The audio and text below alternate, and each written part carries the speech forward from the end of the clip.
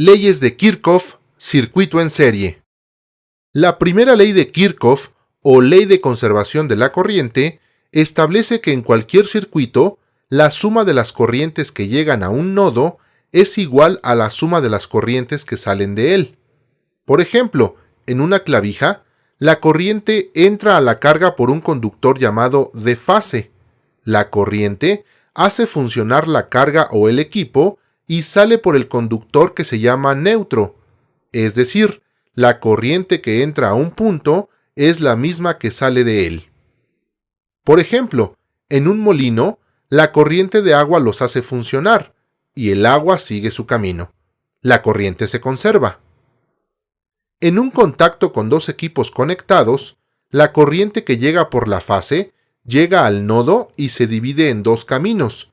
La energía entra por las fases de los equipos y la corriente regresa por los neutros de cada uno de ellos, hasta el neutro del nodo. Entonces se dice que la corriente que sale de un punto es la suma de las corrientes que regresan a él, ya sea en un contacto o en una carga. La segunda ley de Kirchhoff es la ley de conservación de las tensiones.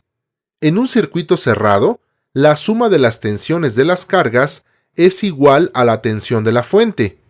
Por ejemplo, en un circuito como este, la tensión de la fuente se reparte entre la plancha y el foco, de manera que suman el voltaje de la fuente.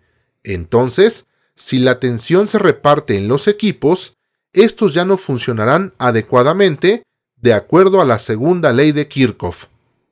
Este ejemplo da pie a lo que es un circuito en serie, que es cuando los elementos están unidos uno tras otro, por un solo punto o por un solo conductor.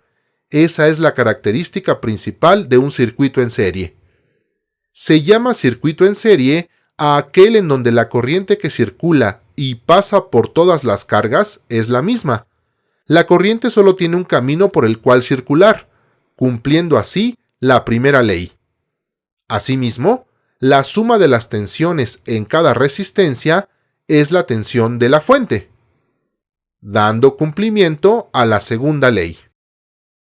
Supongamos que tenemos un circuito en serie con fuente de 120 volts y tres resistencias, una de 10 ohms y dos de 5 ohms. Hay que establecer la corriente y la tensión en cada resistencia. Para ello, debemos convertir este circuito en uno equivalente que represente el comportamiento de todo el circuito, es decir, se determina la resistencia equivalente a la sumatoria de las resistencias. En este caso, son 10 más 5 más 5, igual a 20 ohms, lo que representa a la resistencia del circuito original.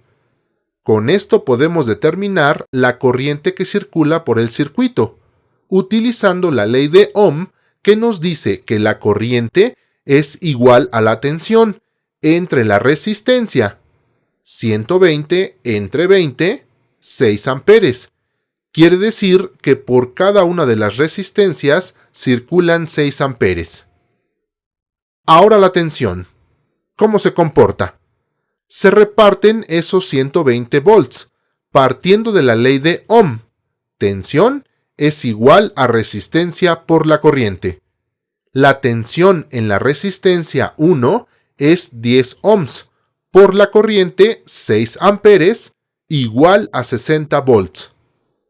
Tensión en la resistencia 2, 5 por 6, 30 volts. En la resistencia 3, 5 por 6 igual a 30 volts. Según la segunda ley de Kirchhoff, la suma de las tensiones en las cargas es la tensión de la fuente, es decir, si sumamos estos valores, debe dar el valor de la fuente. Así comprobamos que nuestro cálculo es correcto.